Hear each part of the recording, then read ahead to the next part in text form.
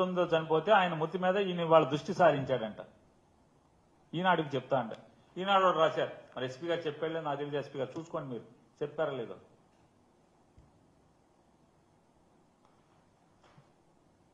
నారాయణ గారు రెండోది, నారాయణ గారు సాక్షి కాదు, ఈ కేసులో సాక్షి కాదు. ఆయన ఎలా చనిపోయాడో మొత్తం ప్రపంచానికి తెలుసు, కడప అందరికీ తెలుసు, వాళ్ళ కుటుంబం అంతా తెలుసు. ఆయన మరణం మీద కూడా దృష్టి సారించామని చెప్పి ఎస్పీ గారు చెప్తాడు. వ్యవస్థను ఎక్కడికి తీసుకెళ్తున్నారు, ఎంత లోతుకి తీసుకెళ్తున్నారు? లోతంటే ఈ లోతు కాదు, భూమి లోపలికి, పాతాళానికి తీసుకెళ్తున్నారు వ్యవస్థను. ఇవాళ నిరంతరం గన్మెన్ ఉన్నటువంటి రంగన్న గారు మృతి మీద కూడా మీకు అనుమానం, కేసు కడతారు, విచారణ చేస్తారు, పోస్ట్ మార్టం చేస్తారు, బాడీని అప్పచెప్తారు, పాతి పెట్టే ఊరుకుంటారు, మళ్ళీ శవాన్ని బయటికి తీస్తారు, మళ్ళీ విచారణ. ఎవరు నిరికిద్దాం అనుకుంటున్నారు దీంట్లో? లేకపోతే ఎందుకు ఇదంతా? ఎవరు నిరికిస్తారు? ఎవరొకరిని మీకు ఆదేశాలు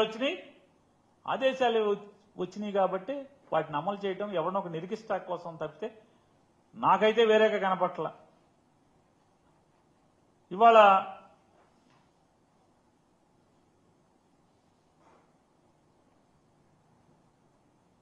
కేవలం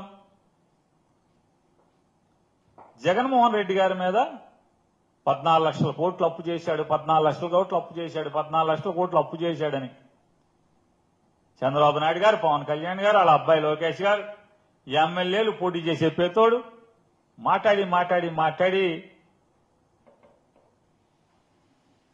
10 అన్నారు, తూచి 10 అన్నారు, మళ్ళీ తూచి 7 అన్నారు.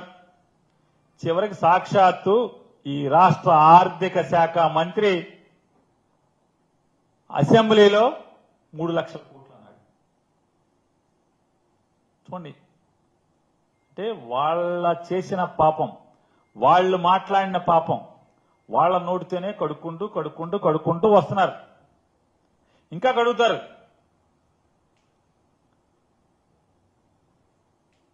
ఎలక్షన్లోనేమో బస్సు ఎక్కండి, నా పేరు చెప్పండి, చంద్రబాబు నాయుడు చెప్పాడని చెప్పండి, నువ్వు పుట్టింటికి వెళ్ళండి, మీ అక్కింటికి వెళ్ళు, మీ అత్తోరింటికి వెళ్ళు, ఎక్కడికి పడితే అక్కడ తిరుగు అనేమో ఎలక్షన్లో చెప్పి, ఇప్పుడేమో కౌన్సిల్లో ఏమంటారు? అన్నవరం వెళ్తాకి, తిరుపతి వెళ్తాకి, అక్కడికి వెళ్తాకి, పుట్టింటికి వెళ్తాకి కాదు బస్సు, జిల్లా సరిహద్దుల్లోనే అని చెప్పామని ఒక ఆవిడ చెప్తుంది. చంద్రబాబు నాయుడు గొప్పవాడా, ఈవిడ గొప్పవాడా మనకు అర్థం కాదు.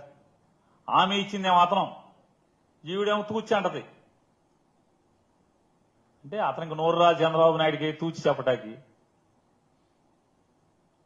ఈవిడ అంటే ఇట్లాంటి ఎన్నికల హామీలన్నీ కూడా పక్కదారి పట్టిస్తాకి, ప్రజల్ని డైవర్షన్ చేయడానికి జగన్మోహన్ రెడ్డి 14 లక్షల కోట్లు అప్పు చేశాడని చెప్పని చెప్పి ఉన్నాము. ఇవాళ అదేమో 3 లక్షల కోట్లు అని చెప్పేనేమో మనం చెప్తున్నాం. ఇవాళ వాళ్ళే చెప్పారు కదా అసెంబ్లీలో. అంటే ఈ పాపాలన్నీ కూడా ప్రజల దృష్టిలోంచి ఏమార్చటానికి ఇటువంటి తప్పుడు మాటలు మాట్లాడటం, తప్పుడు కథనాలు, తప్పుడు ఎంక్వైరీలు. ఇవాళ ఇంకొకటి కూడా, ఏదైతే ఇందులో వేసినటువంటి 6 సాక్ష్యాలు, 5గురు సాక్ష్యాలు అని చెప్పని, ఇందులో ఒక ఆయన ఏదో నిందితుడు అన్నాడు, అనుమానితుడు అన్నాడు, మిగతా వాళ్ళందరూ రకరకాలు చెప్పారు. ఇక్కడ పేరు రాశాడు, గంగిరెడ్డి గారి పేరు తప్పితే ఎస్పీ గారు 5గురు సాక్షులు అని చెప్పి ఎస్పీ గారు చెప్పినట్టుగా ఈనాడు ఆయన రాశాడు.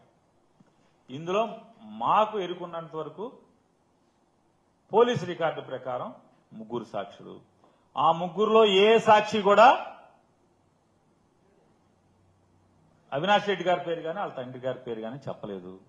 రెండోది, ఎవరైతే ఇవాళ నిన్న మొన్న చనిపోయినటువంటి రంగన్న, వాచ్మెన్ రంగన్న గారు కూడా 164 ఇచ్చింది.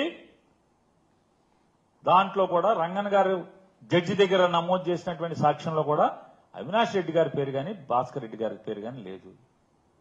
మరి ఏంటి ఇలా మరణించటం వల్ల ఒకవేళ మా పార్టీకి సంబంధించినటువంటి అవినాష్ రెడ్డి గారికి ఏ రకంగా లాభం అని నేను ప్రశ్నిస్తాను మిమ్మల్ని.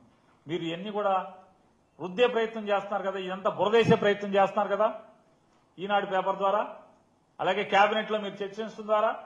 నేను చంద్రబాబు నాయుడు గారిని అలాగే ఈనాడు వాళ్ళని ప్రశ్నిస్తున్నాను. ఇందులో 164 స్టేట్మెంట్ లో రంగన్ గారు ఇచ్చినటువంటి 164 స్టేట్మెంట్ లో అవినాష్ రెడ్డి గారి పేరు లేనప్పుడు ఏం ఆయన ఉంటే ఏంటి, మరణిస్తే ఏంటి? అవినాష్ రెడ్డి గారికి వచ్చిన నష్టం ఏంటి? ఎవరికన్నా ఉంటే వేరే వాళ్ళ పేర్లు ఎవరు చెప్పారో వాళ్ళకు ఉండాల్సి వస్తుంది. ఇబ్బందులు ఉంటే మరణించడం వల్ల ఇంక ఇబ్బందే. అందులో మిగతా వాళ్ళు ఎవరో రంగన్ గారు పేర్లు చెప్పాడు కదా, రంగన్ గారు కొంతమంది పేర్లు చెప్పాడు కదా, వాళ్ళకి నష్టమే కదా. రేపు ఇంట్రాగేషన్ చేయకుండా ఇంట్రాగేషన్ లో వేరేగా వాళ్ళకి ఏమైనా లబ్ధి చేకూరేదేమో, వాళ్ళు ఇంట్రాగేషన్ లో వాళ్ళు ఏమైనా పట్టుకోగలిగేవారేమో వాళ్ళ పేర్లలో. అది లేకుండా నష్టపోయింది ఎవరైనా ఉంటే అందులో ముద్దాయిలు నష్టపోతారు ఈ మరణం వల్ల, రంగన్ గారి మరణం వల్ల. అవినాష్ రెడ్డి గారికి రంగన్ గారికి కూడా ఏం సంబంధం లేదు. సంబంధం లేకుండా ఆ స్టేట్మెంట్ల పరంగా చూస్తే, సాక్షి పరంగా లేనప్పుడు ఈ బురద ఏంటి, విషయం ఏంటి, ఇవన్నీ డైవర్షన్ పాలిటిక్స్ తప్పితే. ఎప్పుడు నారాయణ గారు చనిపోయాడు, జగన్ గారు అంతరంగికుడు ఎప్పుడు చనిపోయింది? 2019లో ఆయన బ్రెయిన్కి సంబంధించినటువంటి వ్యాధితో మరణిస్తే ఇవాళ ఇవన్నీ అవాకులు చవాకులు పేలటం. ఇవాళ ఈ అవాకులు చవాకులు అంటే ఈ వ్యవస్థ, గన్మెన్లు ఉన్నటువంటి 24 గంటలు గన్మెన్ కాపలా ఉన్నటువంటి వ్యక్తి మరణిస్తేనే పోలీసు అధికారులకి, అంటే మా డీజీపీ గారికి కూడా అనుమానం అని చెప్పి రాస్తున్నారు కదా వీళ్ళు, వాళ్ళకి ముఖ్యమంత్రికి అనుమానం ఉంటే, అంటే మీ వ్యవస్థ, మీరు నడిపే వ్యవస్థ మీద మీకు ఏమాత్రం నమ్మకం ఉందనేది మీరు చెప్పకుండానే మీ నోటితో మాట్లాడిన వల్ల తేటతెల్లం అవుతుంది. అలాగే జగన్మోహన్ రెడ్డి గారు 2+2 ఇచ్చాడు రంగన్నకి. మళ్ళీ ఒకసారి అండర్లైన్ చేసుకోండి. జగన్మోహన్ రెడ్డి గారి ప్రభుత్వం 2+2 ఇచ్చింది. మీరు వచ్చి దాన్ని 1+1 చేశారు. కాబట్టి ఇటువంటి తప్పుడు వ్యాపారాలు, తప్పుడు మీటింగ్లు, తప్పుడు చర్చలు, విషం చిమ్మే కార్యక్రమాలని కట్టిపెట్టమని చెప్పని చంద్రబాబు నాయుడు గారికి హితవు చెప్తున్నాం.